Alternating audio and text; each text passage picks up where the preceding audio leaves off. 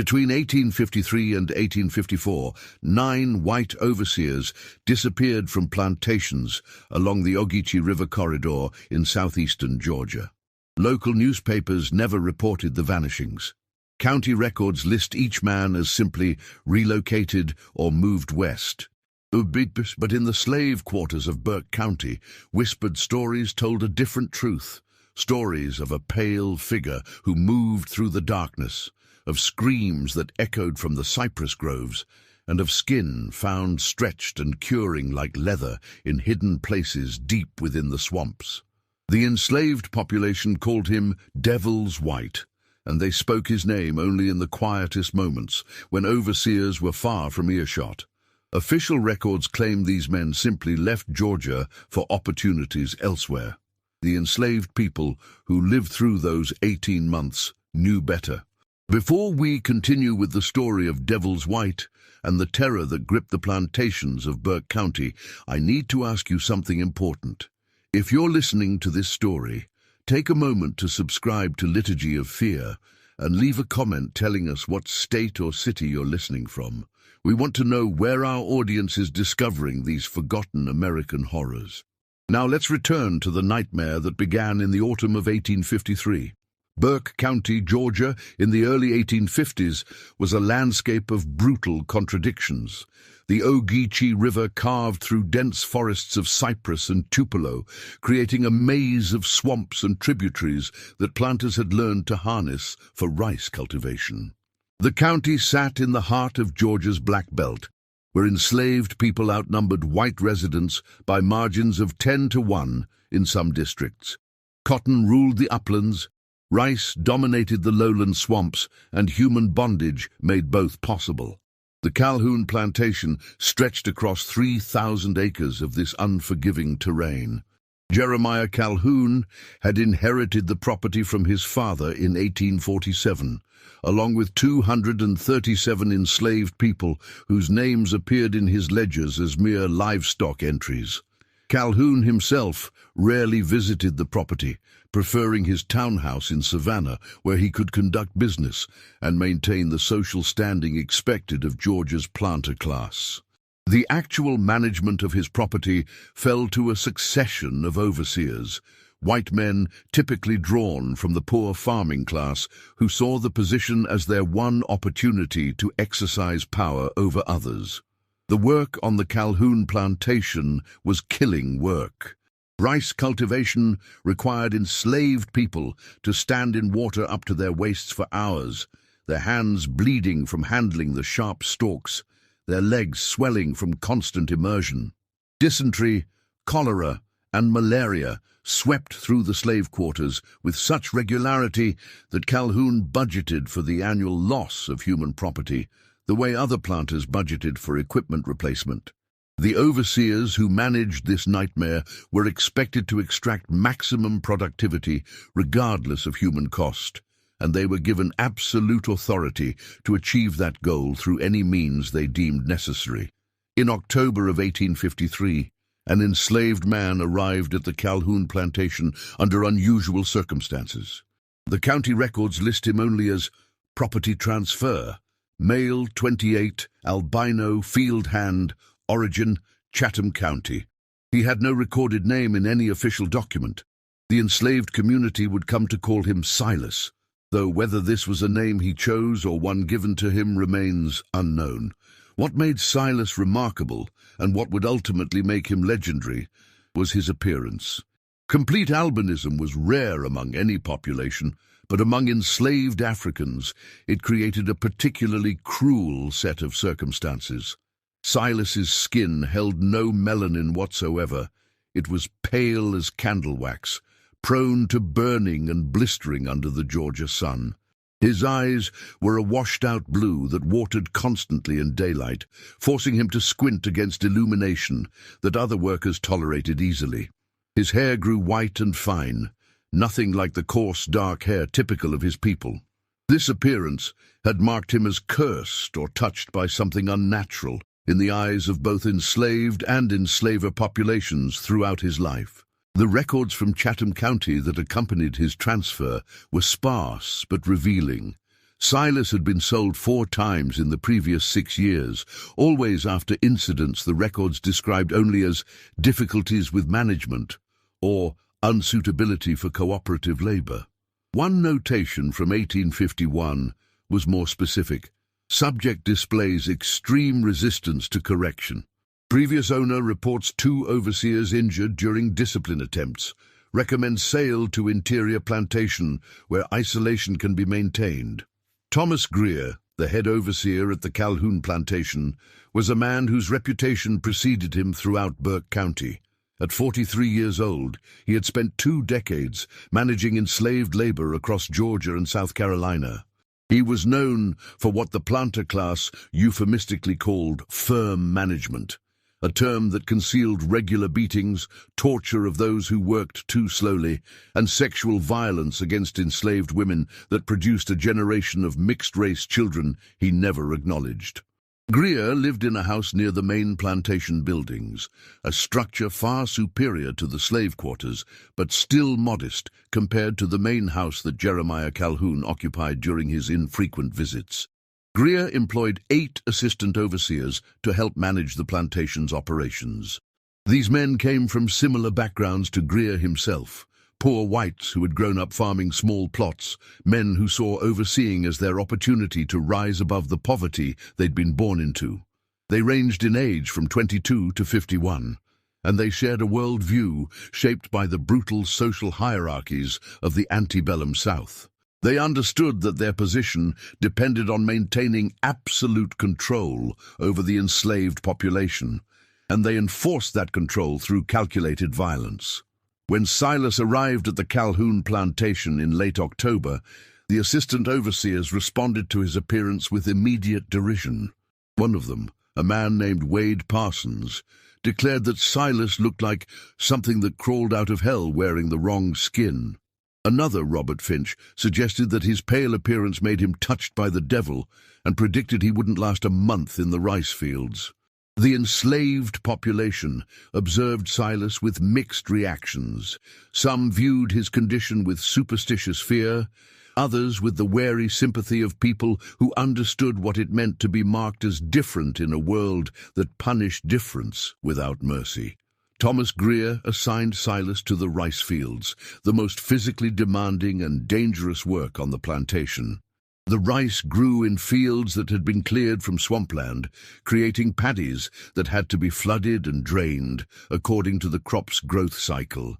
Enslaved workers spent their days bent over in ankle-deep to waist-deep water, planting, weeding, and eventually harvesting rice under a sun that turned the landscape into a steam bath by midday.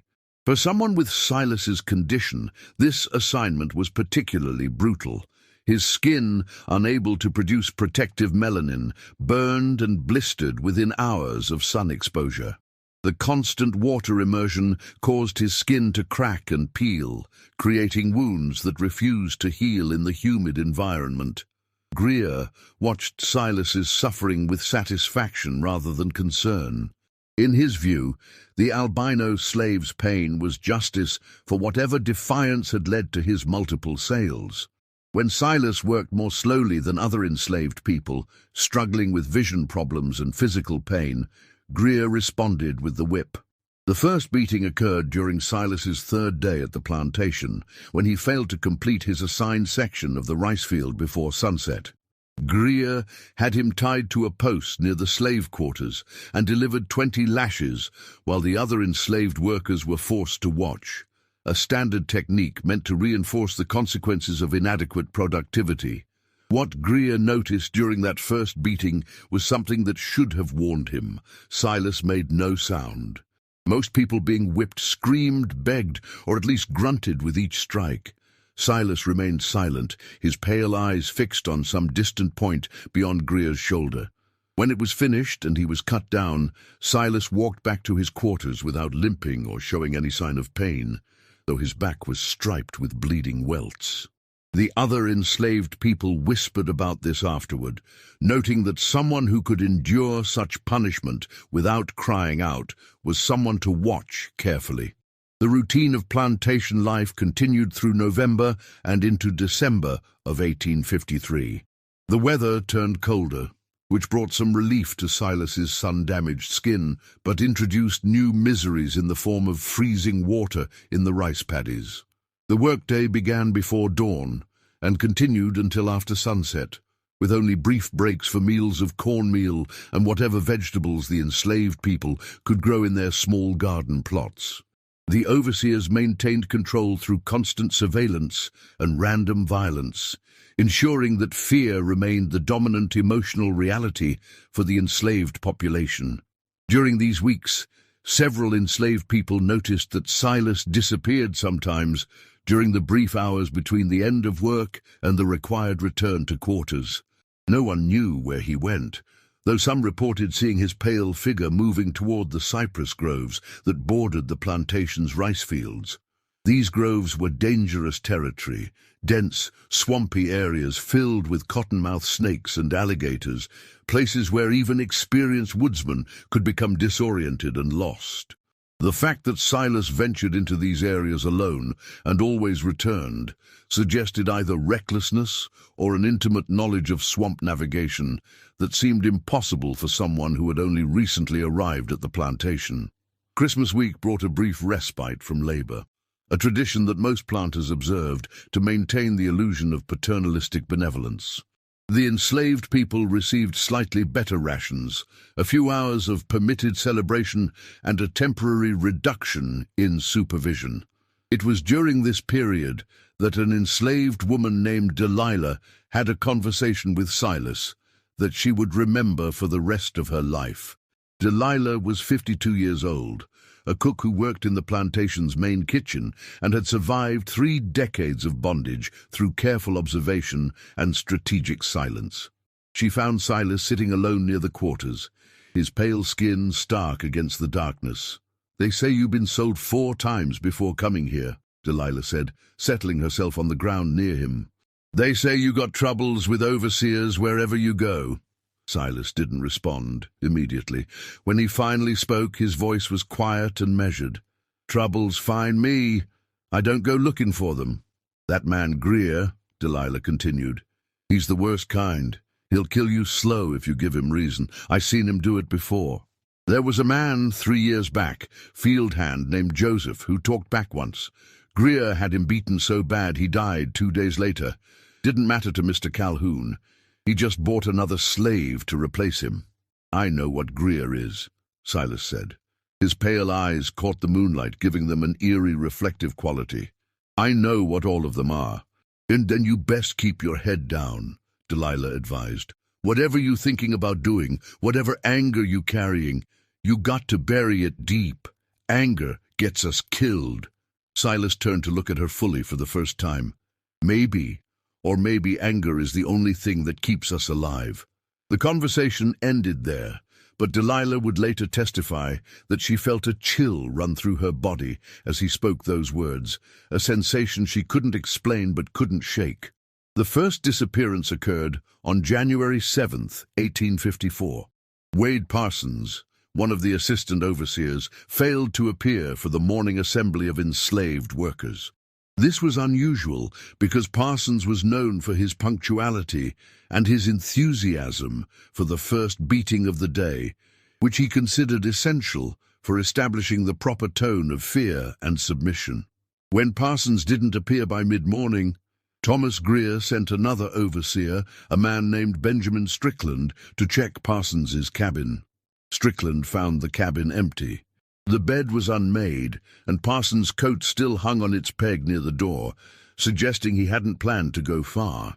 His rifle, which he normally carried everywhere, leaned against the wall. A half-eaten meal sat on the table, the food cold and untouched for hours. Nothing suggested violence or struggle. Parsons simply wasn't there. Greer organized a search party that included 3 other overseers and a group of enslaved men he considered trustworthy enough to assist without attempting escape. They combed the plantation grounds, the nearby woods, and the swamp edges. They found nothing. No tracks, no torn clothing, no signs of an accident. Wade Parsons had simply vanished as thoroughly as if he had never existed. The disappearance troubled Greer because it represented a loss of control. In the social order of the plantation, white overseers occupied a position of absolute authority. The idea that one could simply disappear suggested a breakdown in that order, a crack in the facade of invulnerability that maintained the entire system. Greer sent a message to Jeremiah Calhoun in Savannah, reporting Parsons's absence and speculating that the man might have gotten drunk and wandered off, possibly falling into the river or becoming lost in the swamps. The enslaved population responded to Parsons's disappearance with carefully concealed satisfaction. Parsons had been particularly cruel, known for whipping enslaved people for the smallest infractions and for targeting young women with sexual violence. His absence was a blessing, though no one dared speak this thought aloud. What they did whisper about, in the quiet hours after the overseers had retired, was the fact that Silas had been working in a rice field within sight of Parsons's last known location, and that several people had seen Parsons yelling at Silas the afternoon before his disappearance. 3 weeks passed.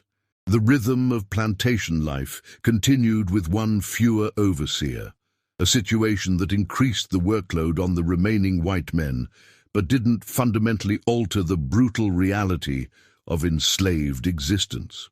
Greer hired a replacement, a young man named Daniel Carmichael, who came from a farming family in Greene County and was eager to prove himself capable of managing enslaved labor.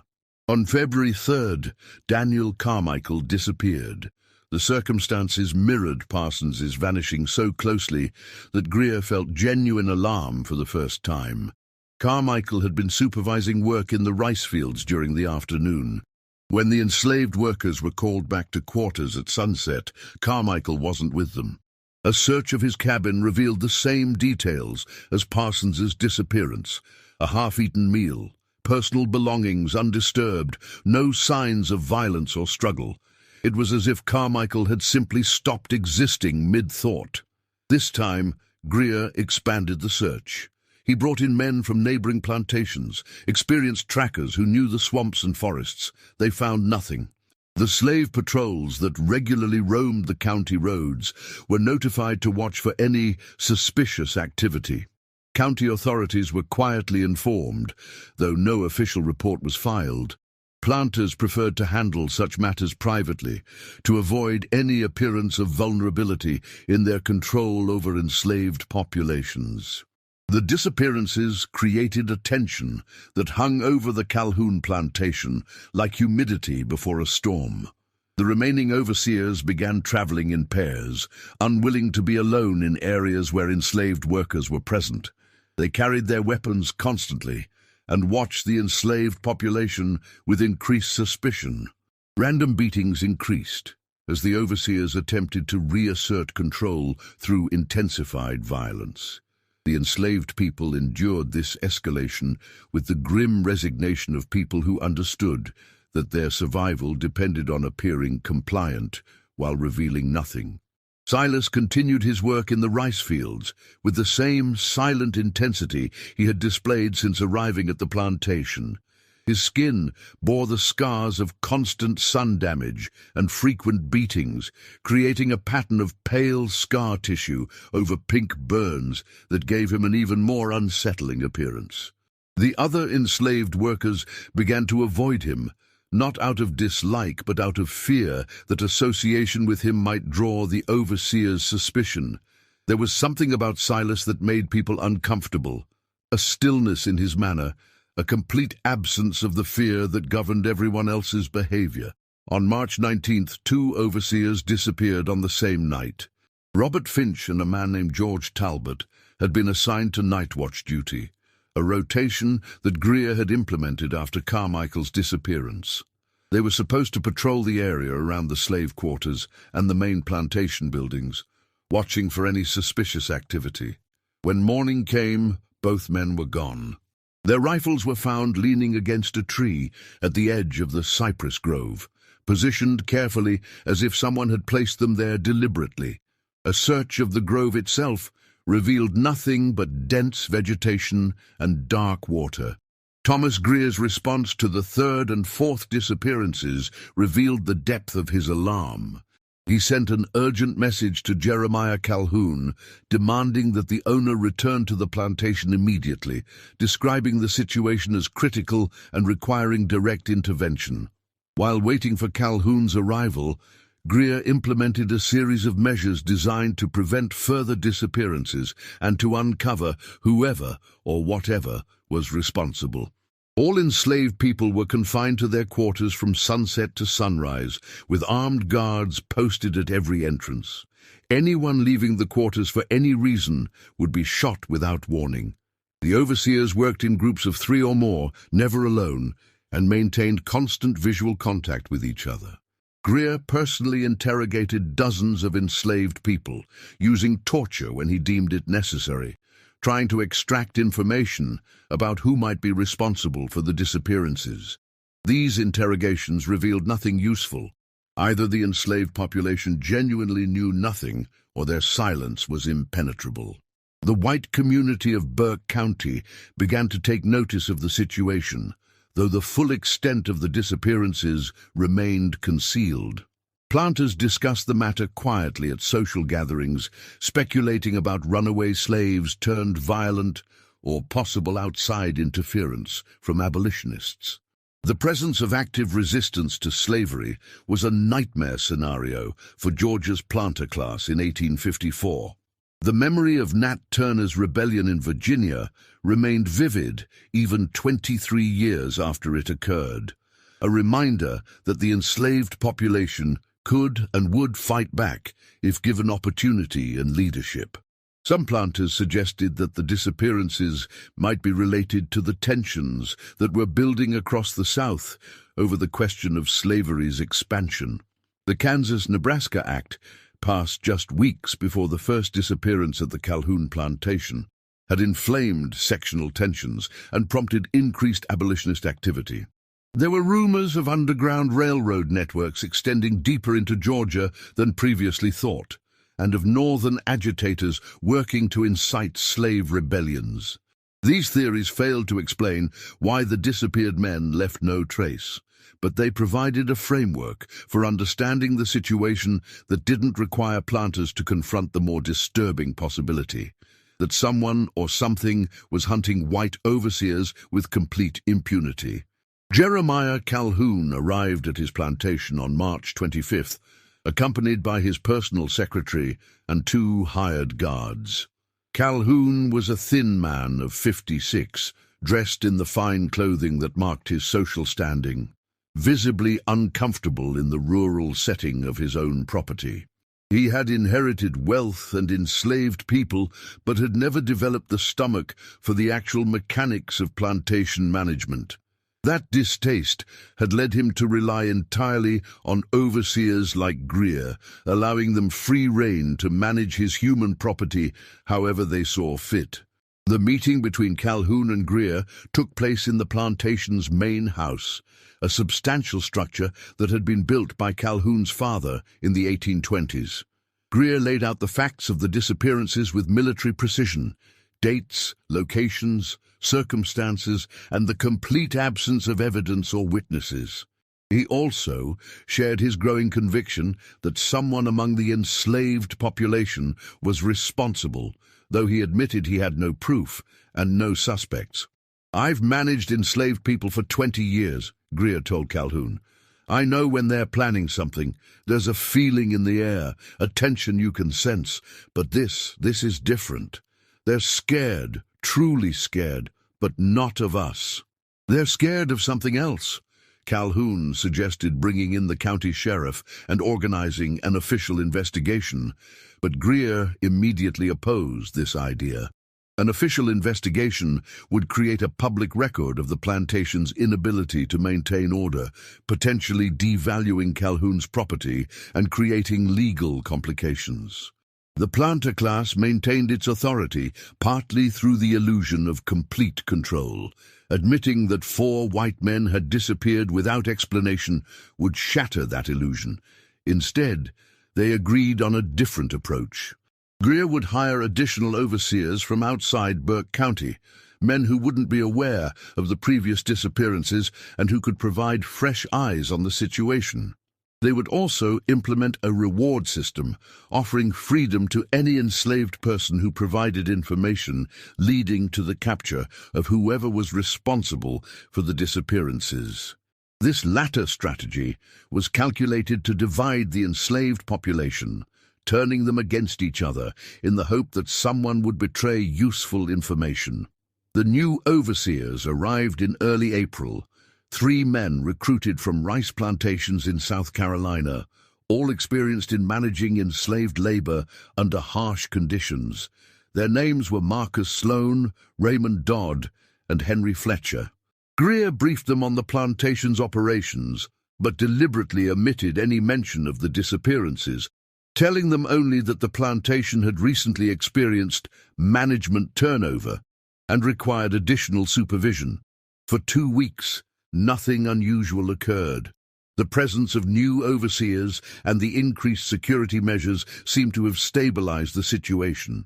Greer began to relax slightly, believing that the disappearances might have been the work of an outsider who had been frightened off by the enhanced security.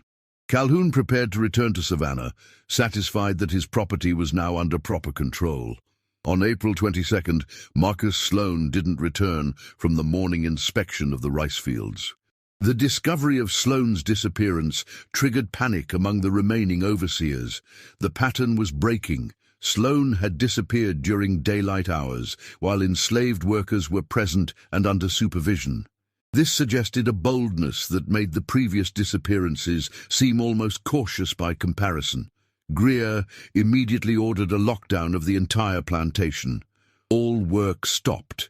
Every enslaved person was confined to the quarters under armed guard. The remaining overseers, along with Calhoun's hired guards, conducted a systematic search of every structure and area on the plantation grounds. They found something this time. In the cypress grove, approximately half a mile from the rice fields where Sloan had been working, searchers discovered a clearing that showed signs of recent disturbance. The ground had been torn up in places, and there were marks in the soft earth that might have been drag marks, though the swampy conditions made precise interpretation impossible. More disturbing were the marks on several cypress trees. Deep gouges in the bark, as if something had been scraped against the wood with considerable force. Some of the gouges showed traces of what appeared to be blood. Though the amount was minimal and the condition made testing impossible, Greer ordered the search expanded to cover the entire cypress grove and the swamp areas beyond. This proved difficult. The terrain was treacherous, with hidden sinkholes, dense vegetation, and water that could reach waist-deep without warning. The searchers worked in groups, calling out to each other constantly to maintain contact. They found nothing else of significance. If Sloan had met his fate in that clearing, his body had been moved or hidden with remarkable effectiveness. The enslaved population was interrogated again, this time with increased violence. Greer's restraint, such as it was, had eroded completely. He personally oversaw torture sessions designed to extract information using techniques that left permanent physical damage. Several enslaved people died during these interrogations, their bodies buried in unmarked graves at the edge of the plantation. The survivors revealed nothing useful because they genuinely had nothing to reveal. Whatever was happening, the enslaved population was as ignorant of the details as Greer himself. One interrogation, however, produced an interesting detail. An elderly enslaved man named Caesar, who had worked on the plantation for 40 years and whose age had reduced him to light duties, mentioned that he had seen Silas near the cypress grove on several occasions. This observation wasn't particularly meaningful. Many enslaved people had reason to be near the grove for various work-related purposes. But when pressed, Caesar admitted that he had seen Silas entering the grove after dark, during the hours when all enslaved people were supposed to be confined to their quarters. Greer immediately ordered Silas brought to the main house for interrogation. The guards who went to fetch him found Silas in his assigned sleeping area in the quarters, lying on the rough wooden platform that served as his bed. He offered no resistance when they bound his hands and led him across the plantation grounds. His pale skin showed fresh bruises and healing wounds from recent beatings, and his eyes watered constantly in the afternoon sunlight, but his expression remained neutral, almost serene. The interrogation took place in a storage shed adjacent to the main house, a location Greer preferred for such activities because it was far enough from the slave quarters that screams wouldn't be overheard. Calhoun was present, along with Raymond Dodd and Henry Fletcher, the two remaining overseers who had arrived from South Carolina. Silas was stripped to the waist and chained to a post in the center of the shed, his arms pulled above his head in a position designed to cause maximum discomfort.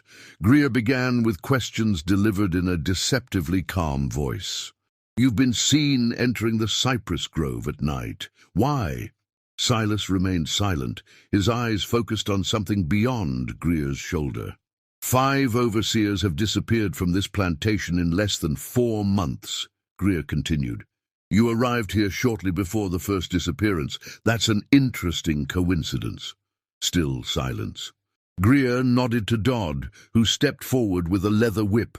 The beating that followed was systematic and brutal, designed to inflict maximum pain without causing immediately life-threatening injuries.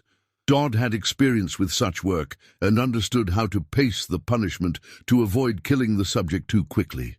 Silas's back was torn open, blood running down his pale skin in stark red streams. He made no sound. His eyes never left that distant point he had fixed upon, and his body remained still except for the involuntary jerks caused by the whip's impact. After 20 lashes, Greer stopped the beating and tried questions again. Silas's silence remained absolute. They resumed the whipping, delivering another 20 lashes that left Silas's back a raw mass of torn flesh. Still, he made no sound. The men in the shed began to feel uncomfortable. There was something deeply unsettling about someone who could endure such punishment without crying out, without begging, without showing any sign that the pain affected him at all. "He's not human," Fletcher muttered. "No man can take that without making a sound." Greer, frustrated and increasingly unnerved, tried a different approach. He had Silas taken down from the post and secured in a sitting position. Then he ordered hot coals brought from the kitchen fires. The torture that followed involved pressing heated metal against Silas's skin, targeting areas that would produce intense pain without causing immediately fatal injuries.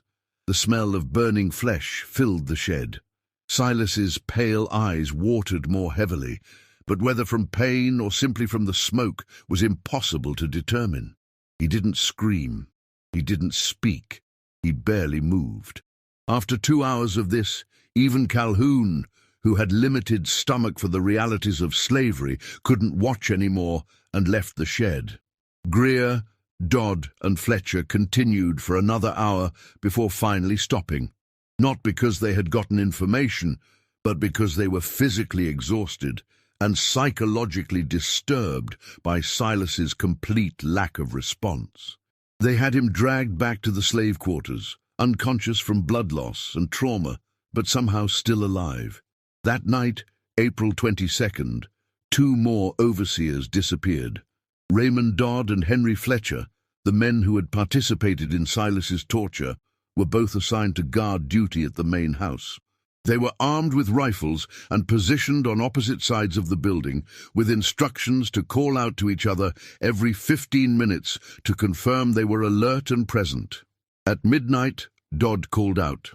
Fletcher responded. At 12:15, Dodd called out again. There was no response from Fletcher. Dodd immediately raised the alarm, and within minutes Greer and the remaining guards were searching the area. They found Fletcher's rifle leaning against the wall of the main house, exactly where he had been standing. His hat lay on the ground nearby. There were no signs of struggle, no blood, no tracks leading away. Fletcher had simply vanished. The searchers fanned out across the plantation grounds, calling Fletcher's name and searching every building and area they could access in the darkness. 2 hours later, when they returned to the main house to regroup and plan a more systematic dawn search, they discovered that Raymond Dodd was also gone. His rifle remained at his post. His position showed no signs of disturbance. 7 white men had now disappeared from the Calhoun plantation in less than 4 months. Dawn on April 23rd revealed a plantation descending into chaos.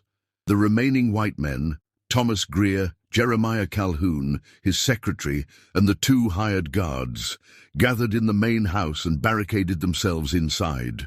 They were outnumbered by the enslaved population 200 to 5, and the careful system of surveillance and control that had maintained order had completely collapsed. The situation was unprecedented in Greer's experience.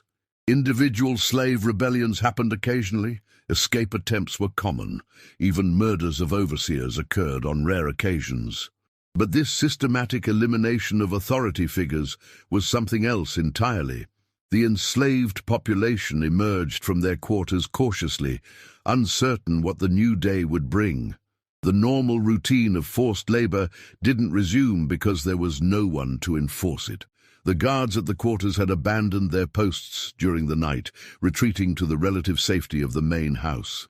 For the first time in memory, the enslaved people of the Calhoun plantation experienced a morning without someone telling them what to do. Delilah, the cook, was one of the first to realize that Silas was missing. His sleeping area in the quarters was empty, the rough blanket that had covered him soaked with blood from his torture wounds, but without any sign of the man himself. Several people had checked on him during the night, concerned that he might die from his injuries. As recently as 4 hours before dawn, someone had seen him lying there, barely conscious, but breathing. Now, he was gone. The disappearance of Silas sparked intense debate among the enslaved population. Some argued that he had finally died from his injuries, and that someone had secretly removed the body to avoid questions. Others believed he had somehow recovered enough to walk away, perhaps fleeing into the swamps to escape further torture. A smaller group, mostly older people who had lived through decades of slavery and had developed a deep skepticism about coincidence, believed something else entirely.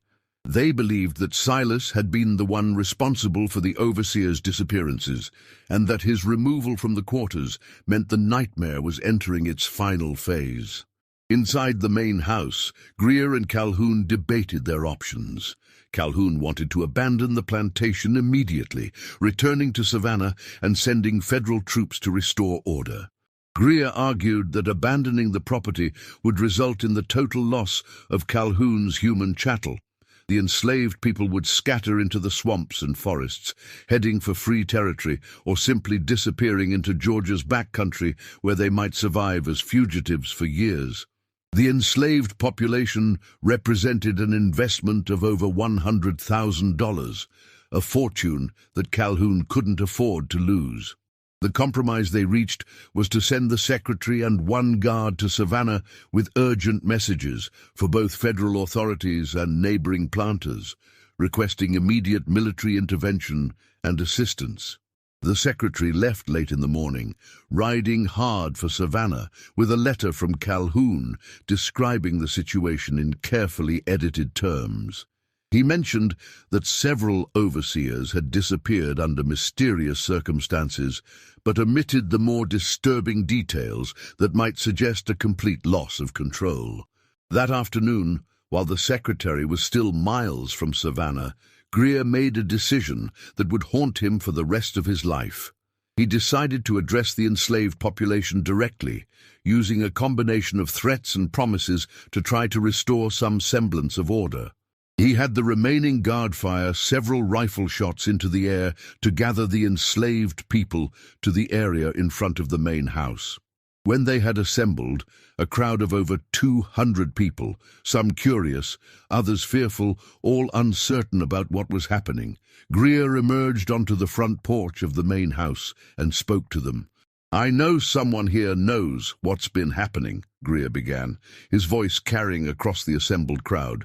7 white men have disappeared from this plantation. That can't happen without someone knowing something.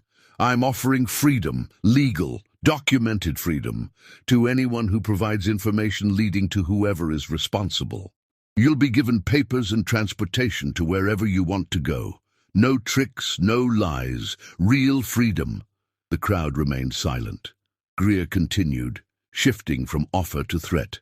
If no one comes forward, I'll burn these quarters to the ground with everyone in them. I'll see every last one of you dead before I let this plantation fall. You have until sundown to make your choice. The threat was likely empty. Greer couldn't kill 200 people without bringing down exactly the kind of official scrutiny that Calhoun was trying to avoid. But the enslaved population had no way of knowing that. They dispersed back to their quarters, gathering in small groups to discuss what to do. The general consensus was that no one knew anything useful. Silas had kept to himself, revealing nothing of his intentions, if indeed he had been responsible for anything. The disappearances had occurred without witnesses or evidence. There was nothing to tell, even if someone had wanted to claim the offered freedom. As afternoon faded toward evening, a young enslaved man named Caleb approached the main house. Caleb was 16 years old, quick-minded and desperate to escape slavery by any means available. He claimed to have information about the disappearances and requested permission to speak with Greer privately. The overseer, hopeful that his threat had worked, agreed. Caleb was brought into the main house and led to the room where Greer, Calhoun, and the remaining guard had established their command center. "I seen something," Caleb said, his eyes downcast in the submissive posture that enslaved people learned early. "I seen the pale one, Silas, going into the cypress grove at night, multiple times, and I seen him carrying things." "What kinds of things?" Greer demanded. "Couldn't tell for certain in the dark, sir, but they looked like bundles, heavy bundles that he carried over his shoulder. He was heading deep into the swamp, where the ground gets too wet for most folks to go." This information aligned with what Caesar had reported earlier about Silas entering the grove. Greer felt a surge of vindication. His instinct about Silas had been correct. The albino slave was somehow responsible for the disappearances, though the mechanism remained unclear. How could one man, subjected to constant surveillance and regular beatings, manage to abduct and kill 7 armed overseers without leaving evidence? "Can you lead us to where he went?" Greer asked Caleb. "Yes, sir," Caleb replied. "I can show you the path he took, but we'd need to go before full dark. Once night comes, that swamp ain't safe for nobody who don't know it proper." Greer considered this carefully. The sun was already low on the horizon, giving them perhaps an hour of usable daylight. Going into the cypress grove with limited visibility was dangerous, but waiting until morning meant another night of vulnerability. He made his decision quickly. "We go now, all of us." He turned to Calhoun. "You'll stay here with the doors barred. If we're not back by dawn, ride for Savannah yourself." Greer, the remaining guard, a man named Patterson, and Caleb prepared for the expedition. They armed themselves with rifles, knives, and a length of rope. Greer also brought a torch, though he hoped they wouldn't need it before returning. As they left the main house, dozens of enslaved people watched from the quarters, their faces unreadable in the fading light. Caleb led them toward the cypress grove, moving with the confident stride of someone who knew the terrain. The path he followed was barely visible, a slight depression in the ground that wound between massive cypress trees draped with Spanish moss. The air grew thick with moisture and the smell of decaying vegetation. Water began appearing in pools. Then, as a continuous shallow layer covering the ground, they were entering the deep swamp. "How much farther?" Greer asked after they'd walked for nearly 20 minutes. "Not far now, sir. There's a clearing up ahead, maybe 200 yards more." The light was failing rapidly. Greer decided they would investigate the clearing and then return immediately, rather than risk being caught in the swamp after dark. They pressed forward, their boots squelching in the muddy water. Strange sounds echoed through the grove. Bird calls, the splash of something moving through water, the creak of tree branches swaying in wind they couldn't feel down at ground level. The clearing, when they reached it, was larger than Greer expected.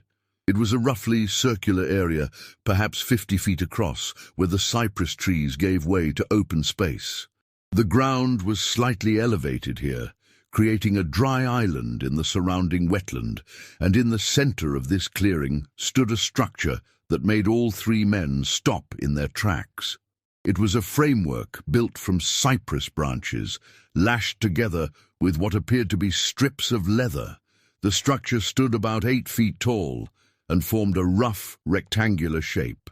Hanging from this framework were 9 objects that Greer's mind initially refused to identify.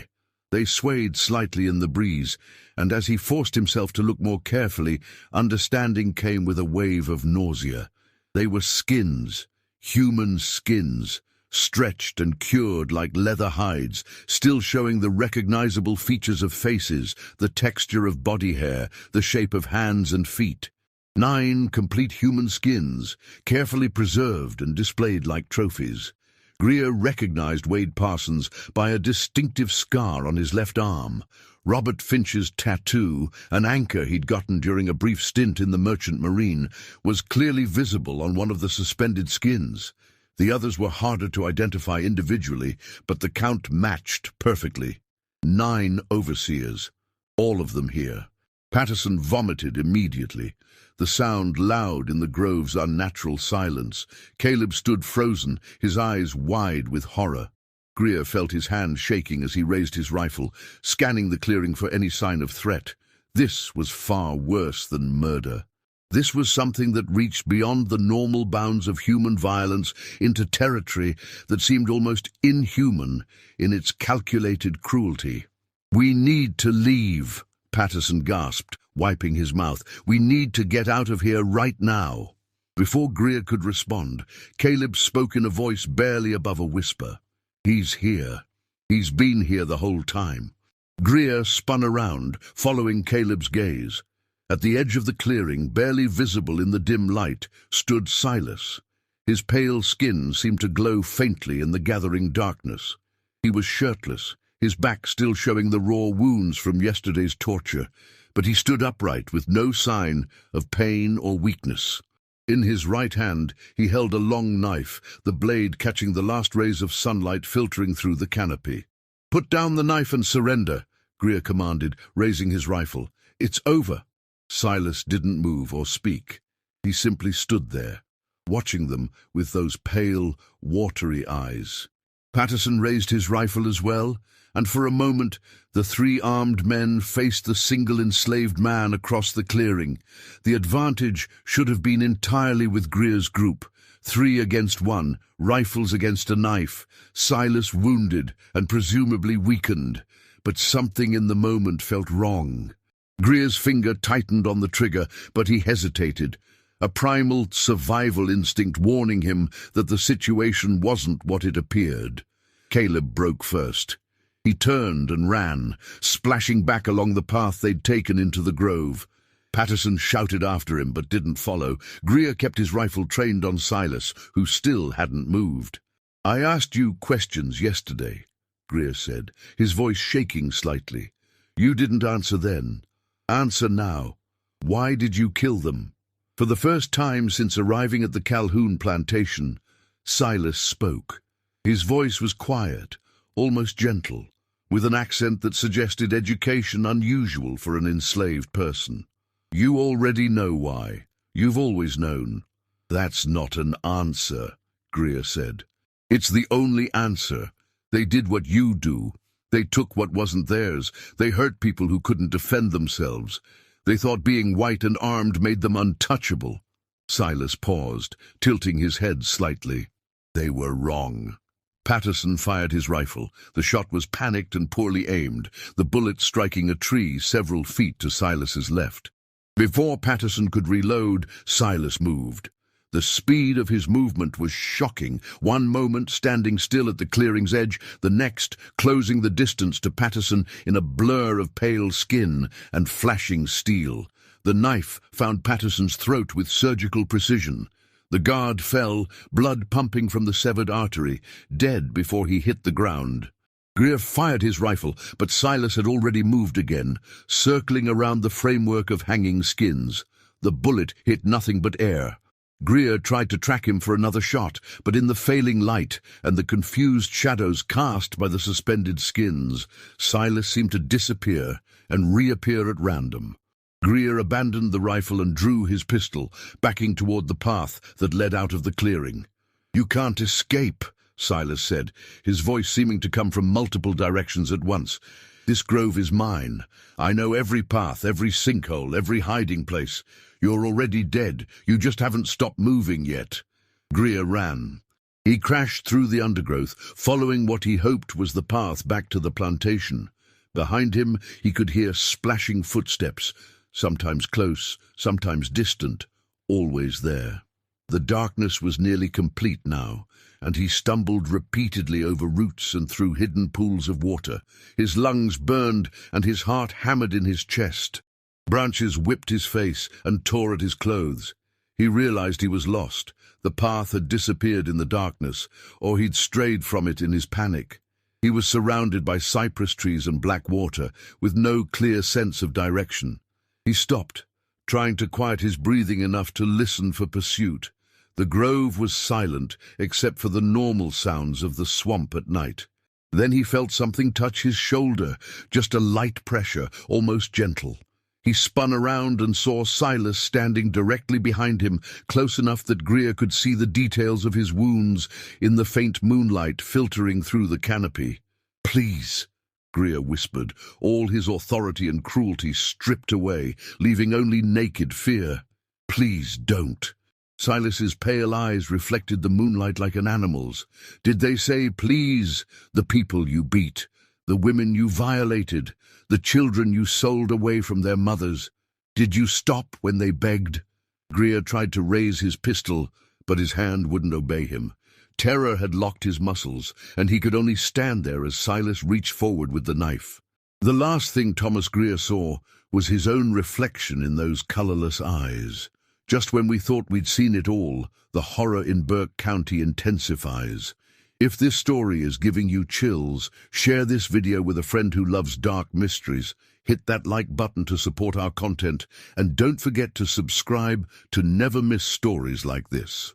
Let's discover together what happens next. Caleb burst from the cypress grove in full panic, running toward the main house where Jeremiah Calhoun waited with the doors barred. He pounded on the entrance, screaming to be let in.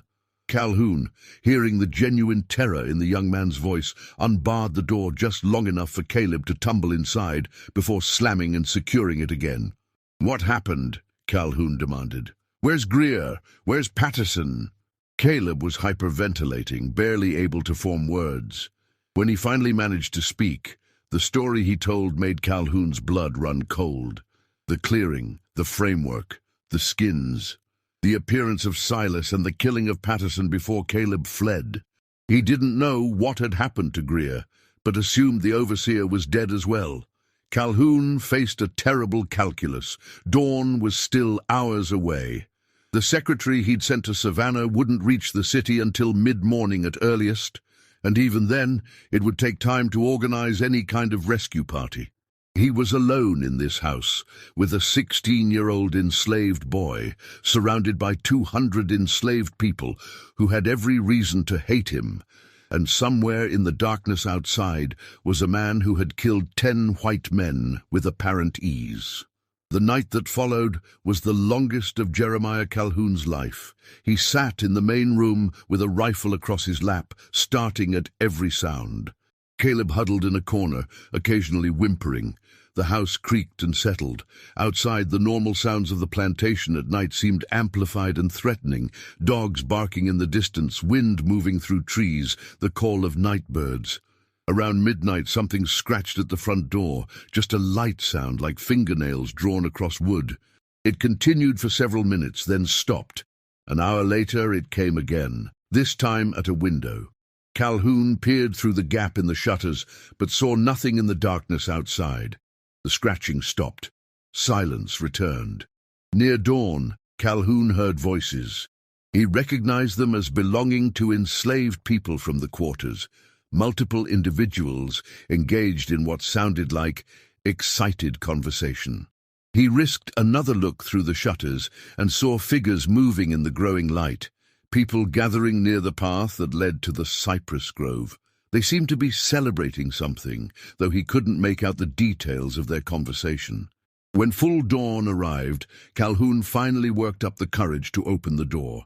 The enslaved population had assembled in the open area between the main house and the quarters, every man, woman, and child on the plantation.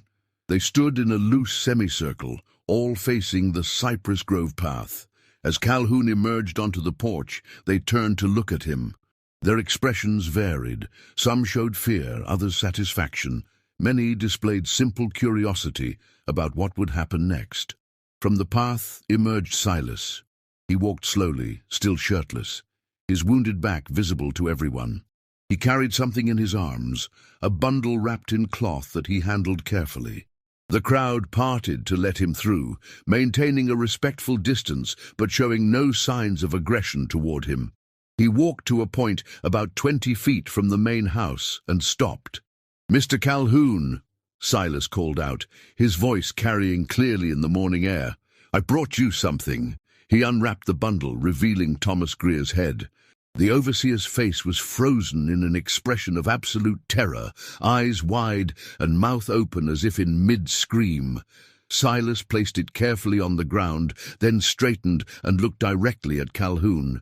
"This plantation operated on fear," Silas said. "You used fear to control us, to break us, to make us forget we were human. Now you understand what real fear feels like. Every man who tortured us, who violated our women, who separated our families, they all learned the same lesson. Fear is a weapon, but it can be turned around." Calhoun raised his rifle with shaking hands, pointing it at Silas. The enslaved population stirred uneasily, some moving forward as if to protect Silas, others backing away from the potential violence. Silas made no move to defend himself or retreat. "You can shoot me," Silas said calmly. "It won't change what's happened. It won't bring your overseers back. It won't restore your control. This plantation is finished, Mr. Calhoun. You just haven't accepted it yet." For a long moment, Calhoun stood frozen with the rifle aimed at Silas's chest. His finger rested on the trigger. One squeeze and the nightmare would end, or at least the man who represented the nightmare would end. But as he looked at the assembled enslaved people, Calhoun realized the truth of Silas's words. Even if he killed Silas, he was one man facing 200. The illusion of control that had maintained the plantation system was shattered beyond repair. He lowered the rifle. Silas nodded slowly, as if this was the response he'd expected. He turned and walked back toward the cypress grove. The enslaved population watched him go, then slowly began to disperse, returning to the quarters or moving toward the areas where they usually worked. But the work didn't resume. Without overseers to enforce it, without the systematic violence that had structured every hour of plantation life, the entire social order had simply stopped functioning. Jeremiah Calhoun's secretary returned that afternoon with a detachment of 20 soldiers from the federal garrison in Savannah, along with the county sheriff and a judge. What they found was a plantation in a state of limbo. The enslaved population remained on the property but performed no work. Calhoun sat on the porch of the main house, rifle across his lap, staring at nothing. When questioned about the situation, he told a carefully edited version of events. 10 overseers had disappeared or been killed.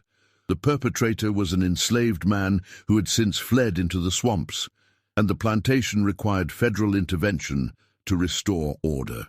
The soldiers conducted a search of the plantation, including the cypress grove. They found the clearing with its gruesome framework of preserved human skins, exactly as Caleb had described. They found Patterson's body near the clearing and Greer's headless corpse deeper in the swamp. The other bodies were never recovered. The skins were removed and burned, and the clearing was abandoned. A manhunt was organized for Silas, with slave patrols and military units combing Burke County and the surrounding areas. They found no trace of him. It was as if he had dissolved into the swamps like morning mist. Some speculated that he died from his torture wounds somewhere deep in the wetlands. Others believed he'd made his way north, joining the thousands of enslaved people who followed the Underground Railroad to freedom. A few whispered that he was still out there in the cypress groves, watching and waiting. The Calhoun plantation never recovered. Without overseers willing to take the position, news of the disappearances had spread throughout Georgia. Despite Calhoun's attempts at secrecy, the property couldn't operate. Calhoun attempted to sell the plantation and its enslaved population as a single unit, but found no buyers. The property's reputation made it worthless. Within a year, Calhoun had sold the enslaved people individually to other planters, dispersing them across the South, and abandoned the land itself. The main house was eventually burned, whether by accident or arson was never determined. The slave quarters stood empty for decades before finally collapsing. The story of Devil's White circulated through the enslaved communities of Georgia and beyond, changing with each retelling but maintaining its essential elements. An albino enslaved man, tortured beyond endurance, had hunted and killed 9 white overseers before vanishing into legend. The story served different purposes for different audiences. For enslaved people, it was a story of resistance and revenge, a reminder that even the most brutal system contained the seeds of its own destruction. For white Southerners, it was a cautionary tale about the dangers of insufficient control, though they rarely admitted this publicly. One detail that was left out of most official accounts was discovered by a historian researching Burke County records in the 1920s. Among the documents related to the Calhoun plantation, she found a bill of sale dated 1853 for the purchase of an enslaved man from Chatham County. The notation on the sale mentioned that the individual being sold had been trained as a tanner, a person skilled in preserving and preparing animal hides. This single detail suggested a disturbing possibility about why Silas possessed the knowledge necessary to preserve human skins with such skill. The cypress grove, where the clearing stood, eventually returned to wilderness as the plantation around it was abandoned. Local people avoided the area, claiming it felt wrong somehow, though they couldn't articulate exactly what they meant. In the 1890s, a logging company attempted to harvest timber from the grove, but workers refused to enter after several men reported seeing a pale figure watching them from between the trees. The company eventually wrote off the grove as inaccessible and moved their operations elsewhere. During the Civil War, Burke County saw limited action, but the abandoned Calhoun plantation served as a temporary camp for both Confederate and Union forces at different times. Soldiers from both armies reported strange occurrences in the area, unexplained sounds from the cypress grove, the sensation of being watched, equipment going missing and then reappearing in unusual locations. One Union officer noted in his diary that his men refused to patrol near the grove after dark, claiming they could hear screaming coming from deep within the swamp. In the decades following emancipation, some of the formerly enslaved people from the Calhoun plantation were interviewed as part of various historical documentation projects.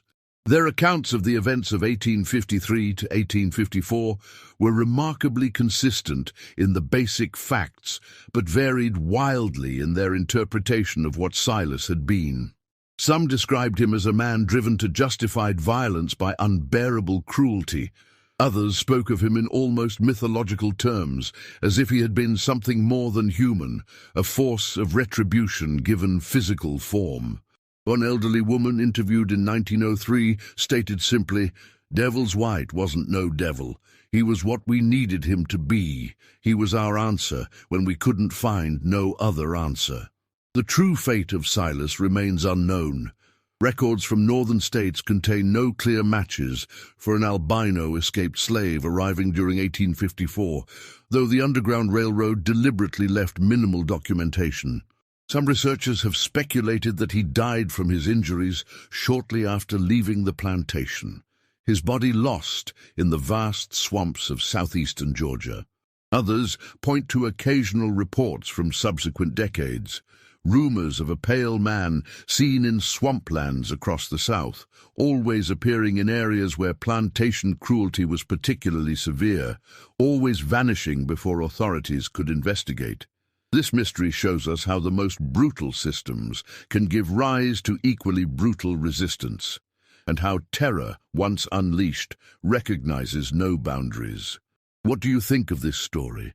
Do you believe Silas survived, or did he disappear into the swamps forever? Was he justified in his actions, or did his revenge cross lines that should never be crossed, regardless of the circumstances? Leave your comment below.